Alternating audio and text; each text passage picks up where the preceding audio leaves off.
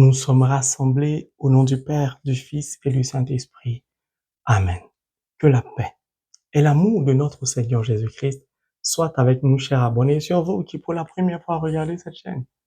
Si vous y êtes, ce n'est pas un hasard, ça n'existe pas dans la parole de Dieu le hasard. C'est le Saint-Esprit qui vous y a conduit. Merci donc de vous abonner, d'appuyer sur le pouce levé, de partager cet enseignement. Que Dieu vous bénisse in the name of Jesus Christ. Amen. Nous continuons notre marche avec la parole de Dieu, avec le roi des rois, le Seigneur des seigneurs, notre maître incontestable, incontesté. Quel Emmanuel, Dieu est avec nous. Nous allons continuer la dernière partie de la corrélation entre Jean et Dieu, qui nous indique un chemin à suivre pour être en corrélation avec le Christ.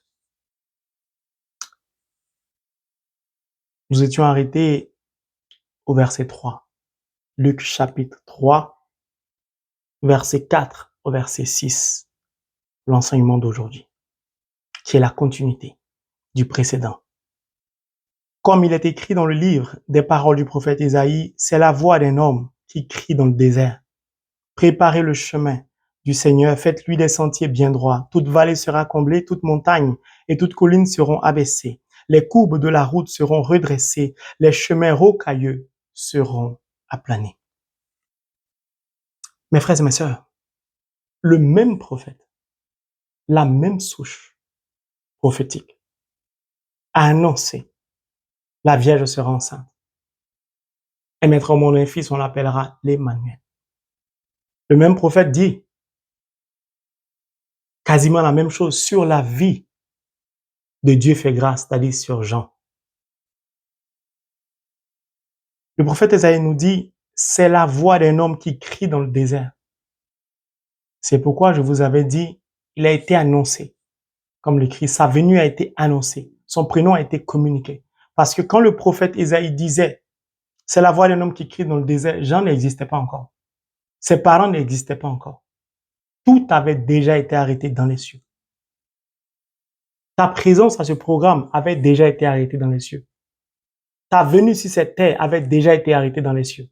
Même si tu as été provoqué, c'est avec l'accord de Dieu que tu es venu. C'est pourquoi Dieu a sa main sur toi. Parce qu'il veut que tu sois un enfant déprovoqué. Il veut briser cette alliance qu'ont noué tes parents avec ces esprits, qui ont permis que tu viennes au monde. Il veut arrêter la malédiction qui a couru sur ta vie. Pourquoi ta vie tourne en rond? Pourquoi tu ne comprends pas ce qui se passe? Pourquoi tu pries, tu pratiques la charité, tu lis parfois la Bible? Tu n'es pas parfait, tu fais ce que tu peux, mais rien ne va, tu t'en sors pas. Parce que tu viens de là-bas, tu as été provoqué. Lis la Bible. Le psalmiste dit quoi? Psaume 11, verset 3.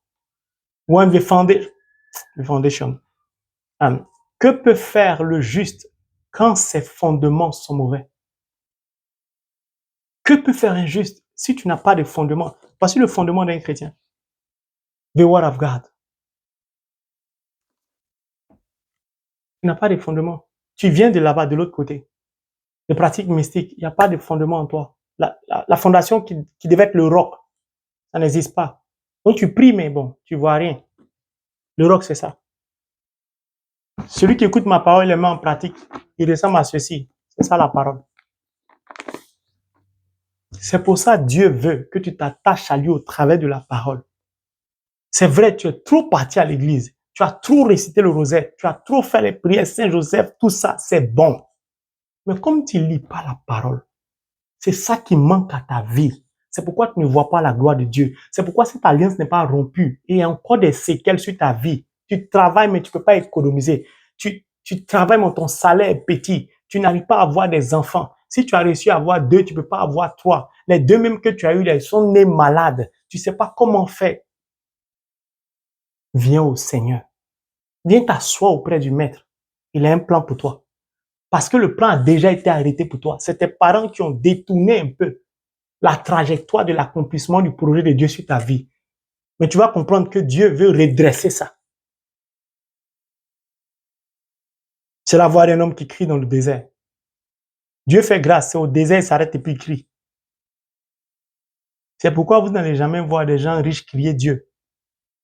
Parce qu'ils ne sont pas dans le désert. Ils sont sur le goudron, ou bien ils sont dans les jacuzzis. Je parle en général parce qu'il y a une catégorie de chrétiens riches que Dieu a béni. Eux, leur vie n'a de sens que pour Dieu. Quand tu vois un vrai chrétien riche, tu ne peux même pas savoir qu'il est riche, tellement il est humble. Parce que le fondement de sa vie, c'est ça. Vous avez déjà vu un rocher parler.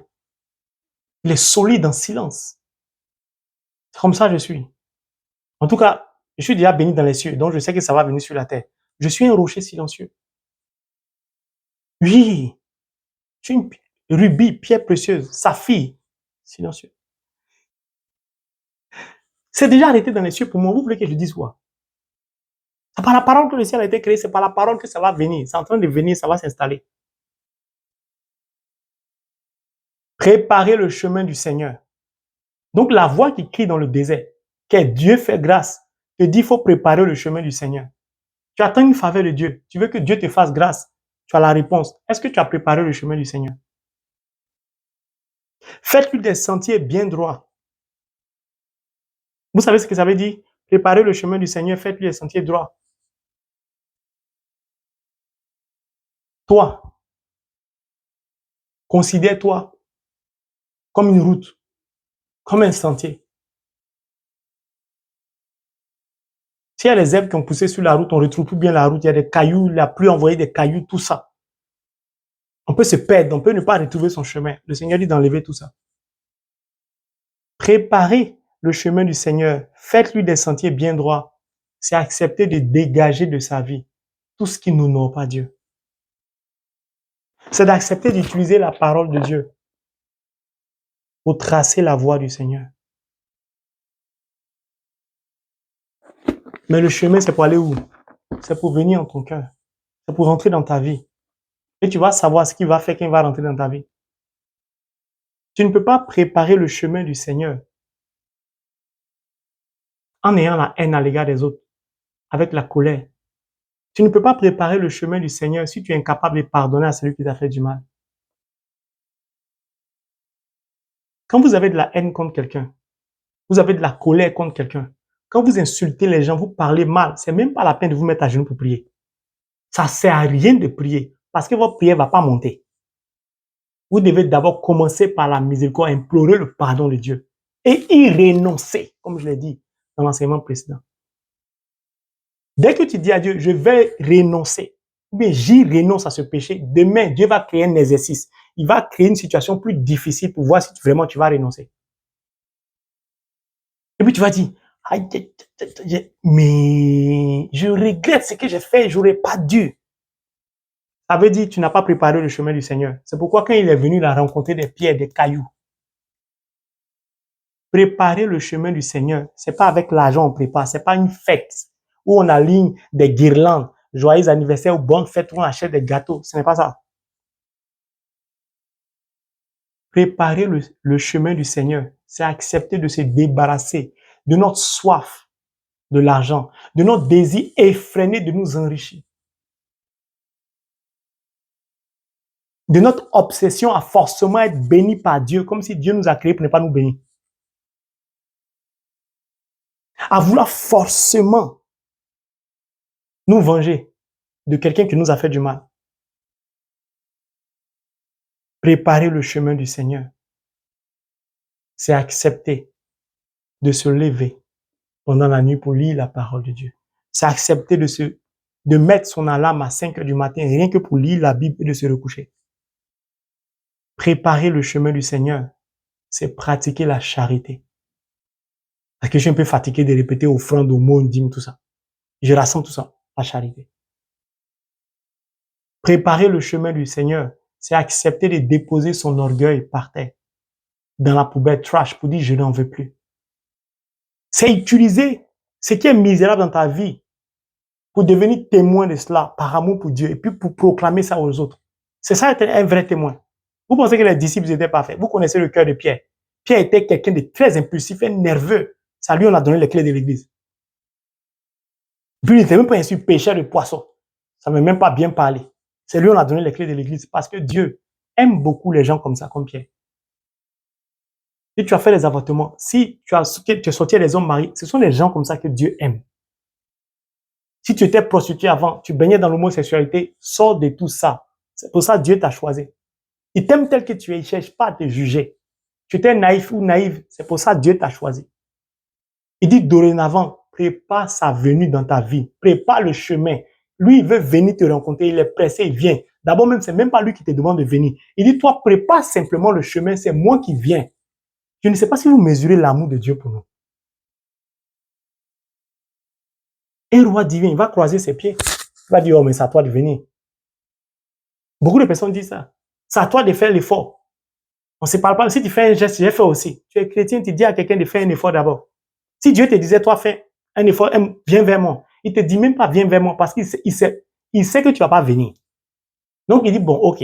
Si je te demande de venir vers moi, tu vas trop parler, non? Prépare simplement le chemin pour que je vienne. Même ça encore, tu as du mal. Eh, mon frère, ma soeur, tu ne trouves pas que tu exagères un peu? Prépare le chemin. Maintenant, regarde pourquoi tu dois préparer le chemin. Sors de la haine, de la rancune, de la colère. Sors de tout ça. Les gens qui sont chrétiens, ils ont du mal à dire la vérité à quelqu'un. J'ai déjà fait des enseignements dessus. Tu es chrétien, baptisé, confirmé, donc la lumière est en toi. Dis la vérité à celui qui fait quelque chose qui n'est pas bon, même si c'est dans ta famille. Dis-lui, mon frère ou ma soeur, même si tu es un peu plus âgé que moi d'une année, tu divises notre famille. Ce que tu fais n'est pas bon. Maman, ce que tu fais divise la famille. Papa, ce que tu fais n'est pas bon. Quand tu trompes maman et plusieurs filles, ça va réjaillir sur nous. La Bible dit de génération en génération. Pardon, je ne veux pas de ça, stop. Si tu connais la fille, prends ton téléphone, dis à la fille, arrête de mélanger le foie et ma famille. Notre famille est une famille sainte, chrétienne. Arrête de faire ça. Jean a perdu la vie parce qu'il allait dire au roi, tu n'as pas le droit de prendre la femme, Hérodia, la femme de ton frère qui est décédé. Ils ont coupé la tête des gens. C'est pour ça que j'ai dit, j'aime Jean. Toi, tu es au courant de la vérité. Au lieu de protéger le berger, on le critique, tu viens lui dire, ah, berger, on t'a critiqué. Défends-le d'abord avant de venir dire au berger. Bon, Dieu merci, moi, je ne suis pas dedans pour l'instant par la grâce de Dieu. Mais vous êtes dans des groupes de prière, défendez le serviteur de Dieu, la servante de Dieu. Que l'on insulte le prêtre. Le prêtre, là, mais il se prend pour qui il fait ses homilies, il est agressif. Il faut lui dire, il n'est pas agressif. Il te prêche l'évangile, ça te dérange. Vous savez, les chrétiens, on ne supporte plus l'authenticité de la parole de Dieu. C'est-à-dire la vérité. Dis la vérité quand tu es chrétien. Apporte la lumière là où il y a les ténèbres. Si tu veux chasser l'obscurité, et puis tu dis, bon, moi, j'aime pas les histoires dont je dis rien. Tu acceptes que l'obscurité prospère. Tu acceptes que le mensonge, par exemple, tu acceptes que ce que le diable est en train de faire augmente, gagne du volume et du terrain. Et après, tu es étonné. Trop de chrétiens baptisés, confirmés sont passifs. C'est-à-dire qu'ils sont baptisés puis ils sont comme ça. Moi, j'aime pas les histoires. Dis la vérité. C'est comme ça que tu vas préparer le chemin. Car celui qui vient en lumière. Maintenant, qu'est-ce qu'il va venir faire? Toute vallée, alléluia, sera comblée. Vous connaissez les vallées? Des montagnes, et puis il a tellement plu, ça frayait des routes, des chemins. Montagne ici, puis il y a un vide au milieu. Ça, les vallées. Il dit, lui, il vient combler ça. C'est-à-dire que quand il vient, si tu as vraiment préparé le chemin, c'est pourquoi tu dois te précipiter pour préparer le chemin, alléluia. Tu dois te précipiter pour lire la parole de Dieu afin de préparer le chemin, alléluia. Afin qu'au soir de ces 40 jours, tu accueilles le roi des rois. Parce que voici ce qu'il vient faire dans ta vie. Il vient combler toute vallée dans ta vie. C'est-à-dire que dans ta vie, tout ce qui était vide, ta pauvreté, il vient te rendre prospère. Tu étais malade, il vient te guérir. Tu n'arrivais pas à terminer ton chantier, il vient terminer. Tu n'arrivais pas à concevoir. Quand tu prends une grossesse, ça tombe, il vient la fixer. On t'a opéré, ils ont enlevé même tes ovaires. Il vient quand même fixer un enfant. Jean a été fixé. Jésus a été conçu, fixé. Il vient fixer pour toi. Tu n'arrives pas à avoir un visa. Maintenant, il ouvre les portes des ambassades pour toi. Tu n'arrives pas à avoir un travail. Ce sont les compagnies qui vont t'appeler. Il vient combler les vallées. Il vient fermer les trous. Ta main était percée, il vient boucher le trou. Ton salaire que tu n'arrives pas à maintenir, il vient maintenant pour que tu puisses non seulement garder ton salaire, puis réaliser tes projets. On dit c'est lui qui serre les eaux. Écoute la prière d'Agou, Proverbe 30. Il serre les eaux dans le pli de son vêtement. Quelqu'un peut percer ta main? Pas. C'était avant, c'est fini. Parce que tu t'es fait baptiser. Alléluia. Toute vallée sera comblée. Mon frère, le Seigneur veut combler toute ta vie pendant ces 40 jours. Non, Jésus. Je dis au soir de ces 40 jours, tu vas m'envoyer un message ou un email pour dire, frère, il m'a comblé. Ange de Marie, il m'a comblé. Voici mon témoignage. Je te le dis aujourd'hui au nom de Jésus. Toute montagne et toute colline seront abaissées. Tout ce qui était obstacle au devant de ta vie, tout ce qui t'empêchait de réussir, tout ce qui t'empêchait de prospérer, il vient aplanir ça au nom de Jésus. Ta souffrance, ta tristesse, tes angoisses, il vient tout balayer. C'est lui seul qui est capable de faire ça. Il s'appelle l'Emmanuel, Dieu est avec nous. Il s'appelle Jésus-Christ de Nazareth. Toute montagne et toute colline seront abaissées. On t'a dit tu vas jamais réussir. Il vient détruire cette colline qu'ils ont prononcée sur ta vie au nom de Jésus. Ils t'ont dit pour toi, il n'y a plus de vie, c'est fini. Le médecin a dit tu vas mourir. Il vient te dire cette parole qui a été prononcée, qui est comme une montagne au devant de toi. Il vient l'aplanir afin que la vie parvienne jusqu'à toi au nom de Jésus. C'est pourquoi il te dit, prépare le sentier, prépare le chemin. Ça dit, ouvre ton cœur seulement. Ouvre-lui ton cœur. Ouvre-lui ton cœur. Il vient vers toi. Il vient te rejoindre. Il vient te bénir. Alléluia. Tu sortiras de ce cancer au nom de Jésus. Écoute-moi bien. Je dis, tu sortiras de cet hôpital. Ta chimiothérapie va s'arrêter dans 3 semaines au nom de Jésus. Tu guériras de ce cancer. Parce que couché dans cet hôpital, tu écoutes les enseignements, puis tu lis la parole. Tu as préparé le chemin de sa venue sans te rendre compte. Tu vas l'expérimenter. Au nom de Jésus. Ah, Seigneur, merci.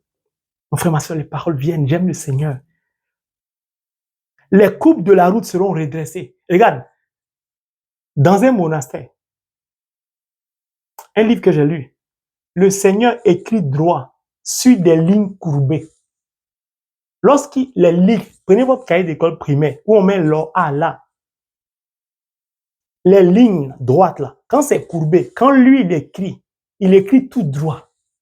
Toi, tu ne peux pas faire ça dans une ligne discontinue, mais courbée, tordue. C'est-à-dire, quand lui commence à écrire, les lignes se redressent seules parce que la main qui écrit est la main qui a créé les cieux et la terre. Rien ne peut lui résister au nom de Jésus. L'histoire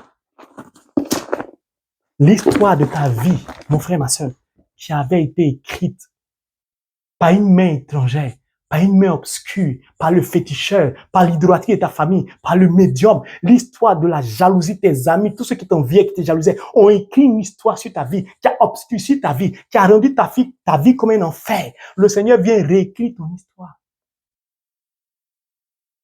Il vient te rendre la réalité de l'histoire qui avait été arrêtée dans les cieux pour toi. Donc, il vient écrire prospérité financière, accomplissement des projets, jumeaux dans tes entrailles, enfantement en abondance, travail en abondance, papier en abondance, mariage en abondance, résurrection en abondance. Tu sortiras de ce veuvage au nom de Jésus béni. D'ailleurs, laisse-moi te dire, ce que tu as vécu dans ce veuvage n'est rien. Ça veut dire que tu étais mariée, non? Tu étais heureuse. Ton mari est mort. La joie que tu avais avec ton mari, l'abondance, le peu de moyens que vous aviez, Dieu vient maintenant qu'il a appelé auprès de lui. Dieu veut multiplier cette abondance, cette bénédiction par 10. Tu vas constater ça toi-même. Il vient écrire droit sur des lignes courbées. C'est Dieu seul qui est capable de faire ça. On t'a dit tu ne vas pas enfanter. Lui, il vient écrire naissance et il te donne la date, le nom de l'enfant. On t'a dit que dans ta famille, chaque année, quelqu'un meurt.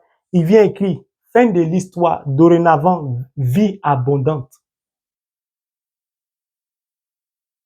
Tu as été victime de l'injustice. Il vient écrire sur ta vie, réparation, justice équitable, puis compensation. Tout ce qu'on t'a pris, tout ce qu'on t'a volé par injustice, il vient te donner ça. Il a une calculatrice. Sa calculatrice, c'est une touche, c'est multiplié. Mais multiplié, c'est comme un écran tactile. Il n'a pas encore fini d'approcher son doigt, ça a déjà appuyé. C'est-à-dire, ça appuie en fonction du vent qui accompagne le doigt, qui n'a pas encore touché, il a déjà appuyé, ça a multiplié sur ta vie au nom de Jésus. C'est pourquoi il t'a dit, prépare le chemin, prépare le sentier, préparez le chemin du Seigneur. Faites-lui des sentiers bien droits. Parce que si c'est perdu, tu vas perdre son temps. Si le temps il prend pour venir te bénir, s'il doit prendre pour venir te convertir, il doit prendre pour venir te dire ne fais pas ça, tu sais ça c'est dans la chair, tu fais, faut comprendre. Le temps il va prendre pour venir t'enseigner tout ça là, tu vas perdre son temps. Il ne pourra pas te bénir comme il peut, comme il a prévu, il va répartir.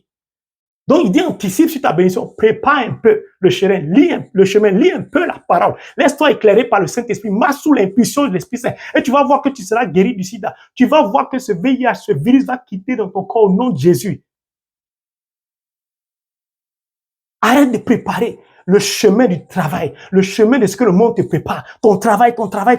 Oublie un peu ton travail. Prépare le chemin du Seigneur. Il vient te guérir de cette maladie du sida. Il vient te sortir de l'insuffisance rénale. Il vient guérir l'hépatite B, l'hépatite C, toutes ces lettres alphabétiques qui accourent dans ton corps. Il vient restaurer tes organes afin que le diabète s'arrête maintenant. Ta tension, il vient la réguler. Il dit prépare le chemin. Je viens avec tout ça pour toi. Alléluia. Je viens avec le diplôme de tes enfants.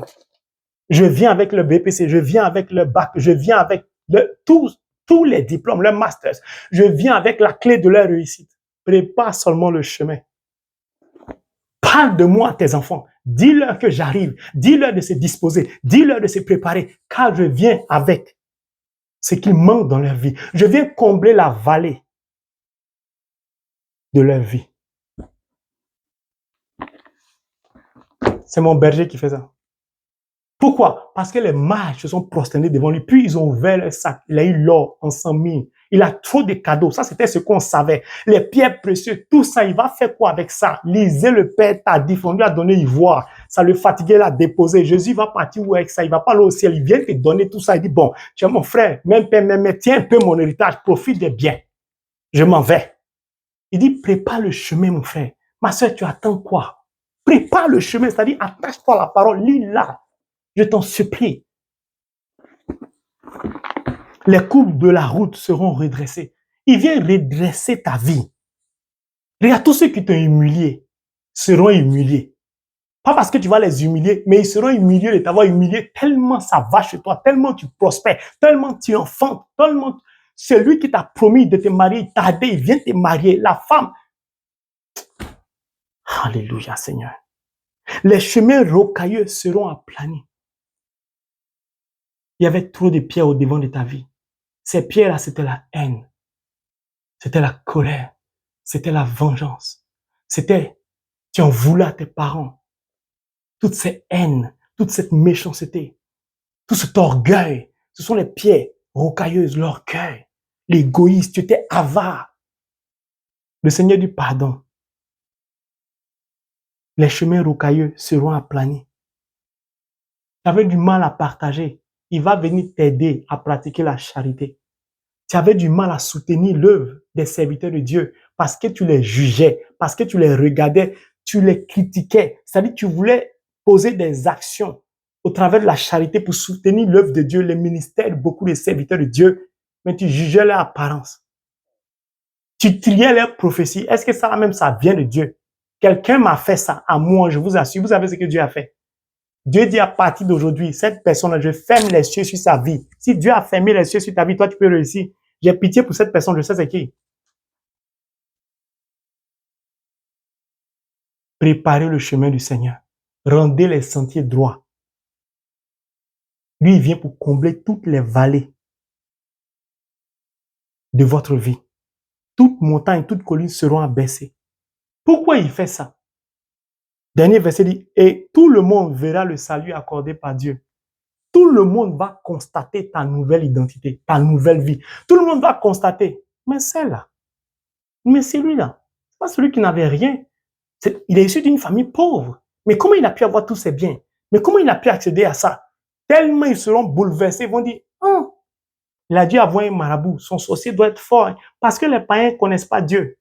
Donc la limite de leur connaissance, c'est féticheur, marabout, médium, voyant. Mon frère, ma soeur, le Seigneur veut changer l'identité de ta vie. Il veut ôter le masque obscur qui recouvrait ta vie. Il veut te faire sortir de la pauvreté. Dieu n'aime pas la pauvreté, c'est une malédiction, il aime le pauvre. C'est pourquoi la Bible dit qu'un pauvre crie, il entend. Il n'aime pas la pauvreté, il aime le pauvre. Il vient te sortir de la pauvreté. C'est une malédiction. Il vient te sortir de cette malédiction. Il vient te rendre la vue. Il vient te rendre la parole. Tu étais muet, ce n'est pas normal. il veut se servir de toi qui es muet, parce que tu vas prier pour des morts qui vont ressusciter. Tu vas appeler, comme il a dit, Lazare sort. Tu vas appeler celui qui est mort. Tu vas dire, lève-toi, viens, il va venir. Il veut te faire entendre.